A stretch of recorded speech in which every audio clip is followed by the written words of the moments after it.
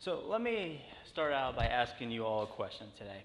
How many people in this room right now would like to be more wise in their everyday lives? So I show of hands, who would like to be more wise? Okay, how many people say, I'm good the way I am, I don't need to be more wise, I know enough, anybody in there? Okay, yeah, one over there, there we go. We have one honest person in this whole room maybe. I think all of us would like to be more wise on a daily basis, right? There are a couple times where I did not make a wise decision, and it was more than a couple times, but a couple times I could have asked other people for help, and I didn't.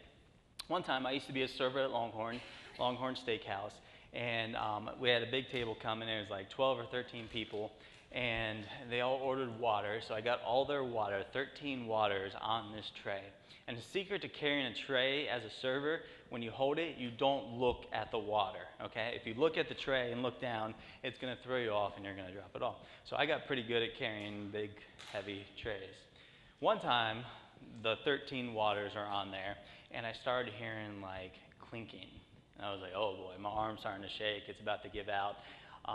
And then one water on the outside of the tray started to flip over. And what did I do? I tried to correct it, and it poured all over me, and glass broke everywhere. And I forgot to mention this in the first service, but the whole restaurant clapped after that. And it ended up taking a lot more time to clean it up than it would have just asking somebody for help to begin with. Another time I was putting up a piece of drywall in my basement, and it was a tight squeeze, and I got the bottom piece on, and I went to put the top part on. And I don't know what happened, but the next thing I know, I am caught between my furnace and the wall. The drywall had landed on my legs right here, and I couldn't get out. I was stuck underneath a piece of drywall. I did everything I could to get out, but I couldn't. So the only thing I could do is call for Heather, my wife. So I was like, hey, come help me. I need help. I'm stuck. I can't move. And nothing. A couple minutes passed, and I was like, all right, I'm getting louder. I'm getting more frustrated. I'm like sweating at this point. And I was like, all right, I really need help, and still nothing. So I don't know what I'm going to do here. And eventually, I finally realized I'm going to have to figure this out by myself, and I finally do it. I get the piece of drywall up. I had bruises on my legs, and I go upstairs afterwards, and I was like, what's up? I was calling you. And she was like, well, I was sleeping. But I was like, oh, great. I was like, didn't you hear me? She's like, no, but I was dreaming somebody was calling out for help. So next time you're dreaming somebody's calling out for help, wake up, and maybe they really do need help. The parable we're talking about today is the parable of the two builders. And in this parable, Jesus is going to teach us what it means to be wise. So if you have your Bibles, open them up to Matthew chapter 7, verses 24 through 27. So Matthew chapter 7, verses 24 through 27. And I'm going to give you 1 second to turn there.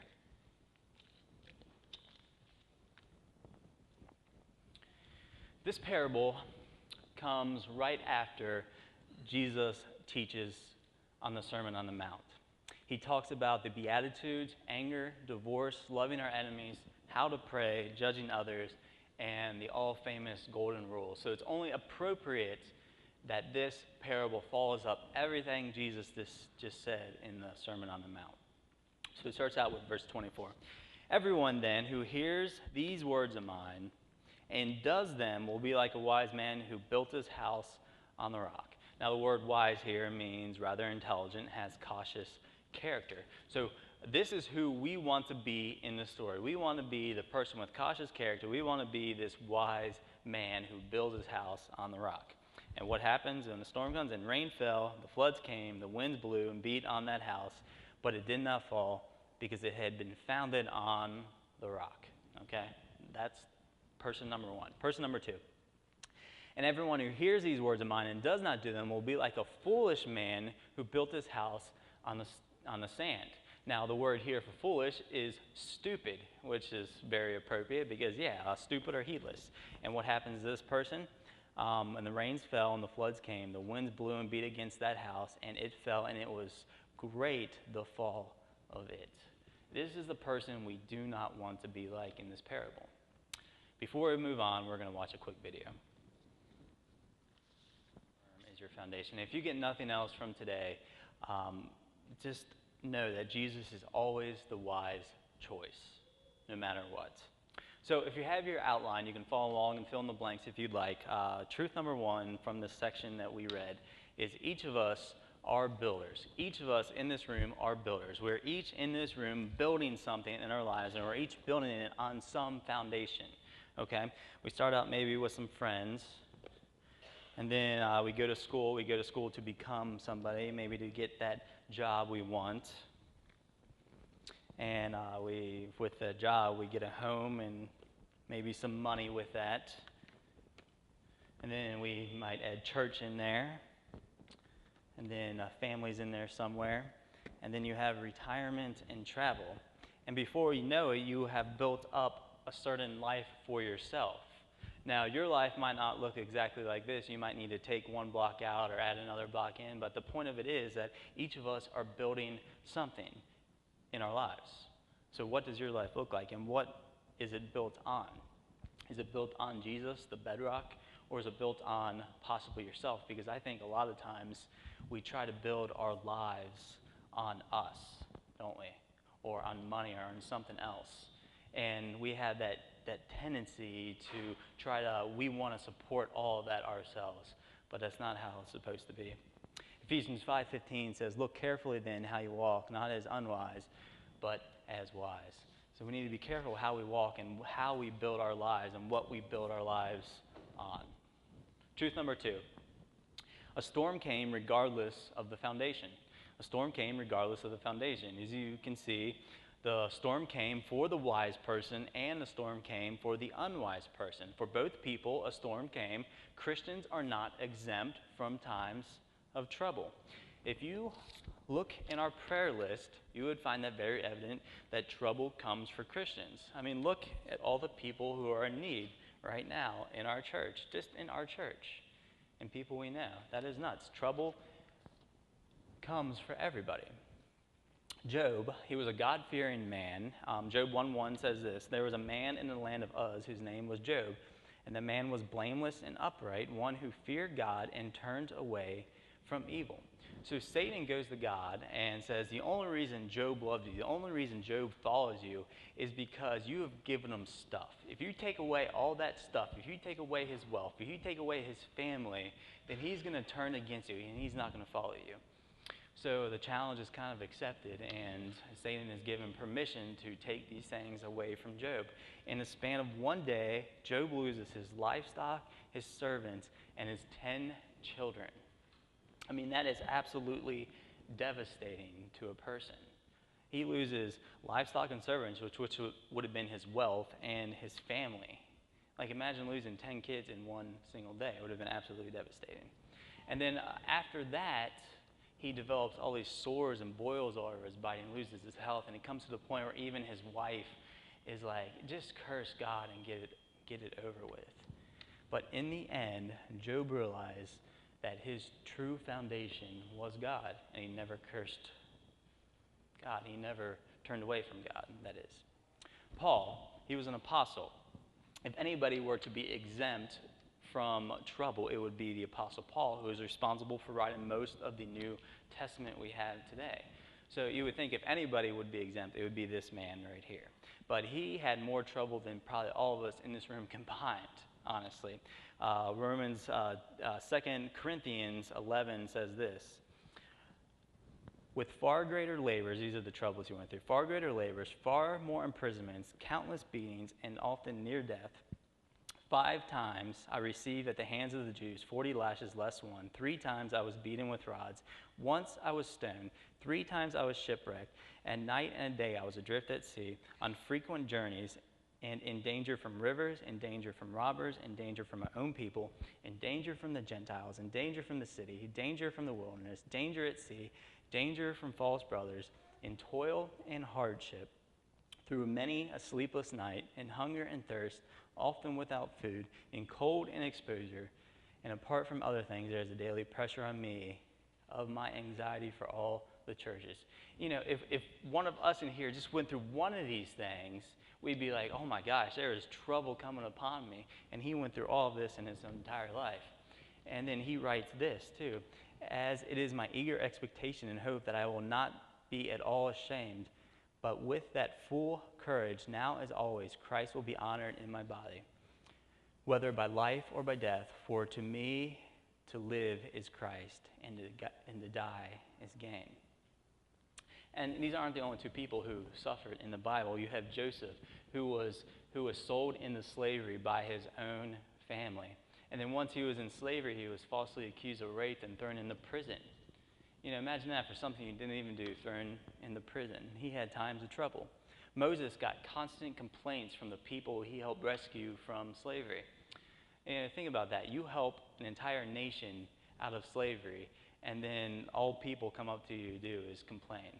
You know, and that had to get to Moses eventually.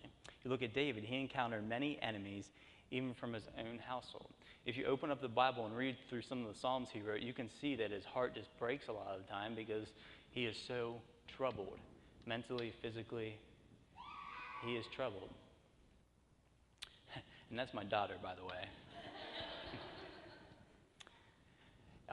Several years ago, my family had a driving range down in Silver Grove. And do you all remember the flood in 1997? I know some of you probably weren't even alive yet, but yeah, the flood in 97. We had this old shack where we operated from, and when the flood came, it completely destroyed everything there, and the only thing that was left was the base, was the gravel and the foundation that it sat on. And the question for you all today is, if all of this stuff were to disappear in your lives, and all you had left was the foundation, could you be satisfied in that? If you were to lose all this stuff that's green right here, and only had what's red, would you be satisfied? Honestly, if it's Jesus, we might be. But if it's us or money or something else, we would absolutely not be satisfied. John 16:33 says this: I have said these things to you that in me you may have peace. In the world you will have tribulation or trouble. But take heart, I have overcome the world. And this is really important because who he's talking to. He's talking to his disciples. His disciples all would be persecuted, and all but one would be executed. So they knew, Jesus knew that trouble was coming, and trouble came for all of them. And it will come for all of us. And maybe you, to the point of your life right now where you haven't had trouble yet, it will. Because nobody is exempt from trouble. A storm comes for us all. Truth number 3, stuff of this world can have the appearance of foundation, but it is an illusion. In ancient times, homes were built in the summertime. They weren't built in winter because it was usually rainy and it snowed occasionally. So homes were built in the summer. And in the summertime, ancient Middle East, it would get very hot. And what would happen to the clay and the sand and the dirt? It would like kind of melt together like mortar, and it would create this rock-looking substance. So if you didn't break through that rock-looking substance and get to the real rock underneath, then if you built your house on that, eventually the foundation would lose underneath, and you would lose everything. And a lot of stuff in the world is the same way. A lot of stuff in this world is the same way. It can have the appearance of foundation. It can have the appearance of solidness under your feet, but in reality, it just looks like, and it can be washed away really easy. In Matthew 19, Jesus talks to a man, and we're going to read that section. And behold, a man came up to him saying, Teacher, what good deed must I do to have eternal life? And I'm going to skip down. And Jesus says, if you would enter life, keep the commandments. He said to him, which ones? And Jesus said, you shall not murder, you shall not commit adultery, you shall not steal, you shall not bear false witness, you shall honor your mother and your father, and love your neighbor as yourself. And the young man said to him, all these things I have kept, what do I still lack? And Jesus said to him, if you would be perfect, go, sell what you possess, and give to the poor, and you will have treasure in heaven, and come follow me. And verse 22 is going to be up here. When the young man heard this, he went away sorrowful, for he had great possessions. See, Jesus knew that the foundation for this man was money. And Jesus knew that he needed to be the foundation in his life. And he says, you need to get rid of this thing that is your foundation in your life and put me as your foundation. And I also find it interesting that it says a young man. So this young man had his whole life ahead of him, and he had great wealth. So he probably thought, well, I need this to survive the rest of my life. Money can be an incredible illusion. But sometimes we can even distort the picture of Jesus and who Jesus is. There are misconceptions of who we begin to know who Jesus is. So number one is an heirloom Jesus. And I think this is most common today. An heirloom Jesus is a Jesus that maybe was believed in by a parent or grandparent and then was handed down from generation to generation. And as it's handed down, as this Jesus is handed down, he becomes less and less valuable. And I think this has happened today in America, where there was a strong faith back in the 50s and 60s, and now there's an entire generation that really don't know Jesus truly because they have a hand-me-down Jesus. They never developed that faith for themselves. Two is a prosperity Jesus. He is there to give you stuff, and if he doesn't give you stuff, then you must not be praying right. You must not be living right. And if you're poor, well, then that's your own fault, and he must not be offering you any blessings. That's the prosperity Jesus that a lot of people believe today.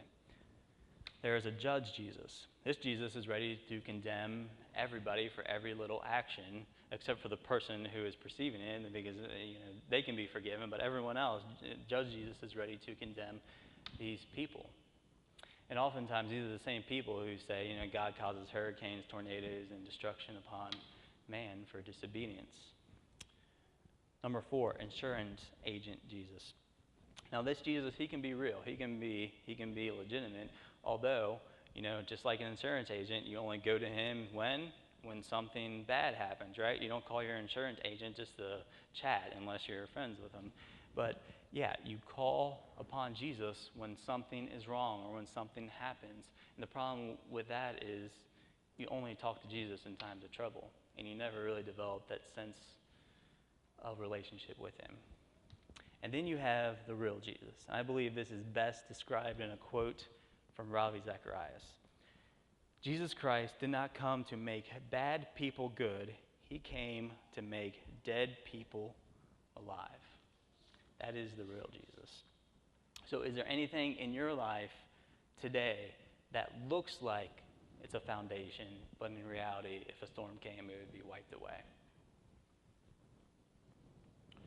Number four, being a follower of Jesus means hearing and doing. Being a follower of Jesus means hearing and doing. James 1:22 and 23 says this, "But be doers of the word and not hearers only, deceiving yourselves. For if anyone is a hearer of the word and not a doer, he is like a man who looks intently at his natural face in the mirror. For he looks at himself and goes away at once forget what he looks like." Now imagine doing this, okay? Imagine you going and looking into a mirror and you seeing something in the mirror that needs fixing, okay? Let's say, for example, you have a big piece of spinach, like a piece of spinach so big that it covers your entire tooth. You look at that piece of spinach, you say, I really need to take care of that piece of spinach, but then you turn away from the mirror and completely forget about that it was there. Nobody here would do that, right? We'd immediately fix the problem. But oftentimes, we look into the mirror that is the Bible and God's Word and say, yeah, I really need to fix some stuff in my life. And then we shut the Bible and walk away and like it never affected us at all. It's like we go and look in the mirror and then immediately forget what we look like. Emotion can never be a substitute for action. Emotion can never be a substitute for action.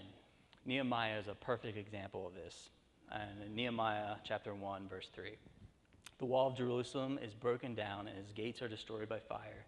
As soon as I heard these words," Nehemiah, "as soon as I heard these words, I sat down and wept and mourned for days, as I continued fasting and praying before the God of heaven." So right here, Nehemiah is experiencing the emotion of losing the wall of Jerusalem and everything that happened to his people. And then next chapter 2, he says this, "And I have said to the king, if it pleases the king, and if your servant has found favor in your sight, that you send me to Judah, to the city of my father's graves, that I may rebuild it." And that's what he did. He followed up his emotion with some sort of action.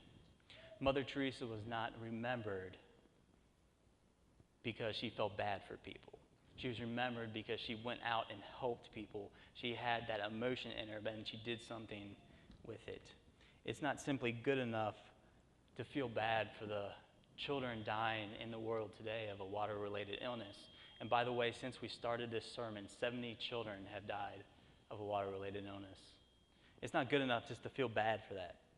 It's not good enough just to feel bad to know that 30 million slaves exist in the world today and that it is a $32 billion industry.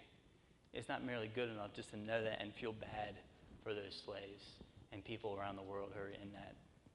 It's not merely good enough just to feel bad for the people and the families who are affected by the crazy heroin epidemic around the United States and more specifically our county.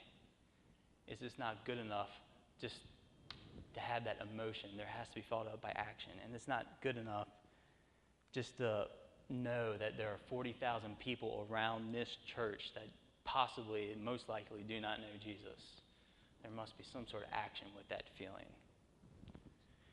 We're going to close today by watching a video. Now, we've seen this before, but it describes perfectly what we're talking about today. Why does that work in church and not anywhere else? Look, when my daughter comes to me and I say, hey, go clean your room, she knows better. She's not going to come back a couple hours later and say, hey, Dad, I memorized what you said to me. You said, go clean your room. You know, what am I going to say? Oh, good job. That's what I wanted. No. And she's not going to come to me and say, Dad, I can say, go clean your room in Greek. Listen, that's not going to fly. And what if she says, you know what? My friends and I, we're going to gather together, and every week we're going to have a study, and we're going to figure out what it would look like if I cleaned my room. No, none of that's going to fly. Just go and clean it. She knows that. So why do we think that this type of thinking or this type of talk is going to work with Jesus? I mean, Jesus was as black and white as you get. He would look at people and he'd say, why do you call me Lord when you don't do what I say? He says that in Luke 6:46. Why do you call me Lord when you don't do what I ask you to do? I mean, why would you call someone your master and then not listen to him? And he says in Matthew 7:21, he goes, listen, not everyone who says to me, Lord, Lord, is going to enter the kingdom of heaven. It's only the one who actually does the will of my Father who is in heaven. So let us be a church. Let us be a people that actually goes and cleans our room and not just talk about it. Let's pray.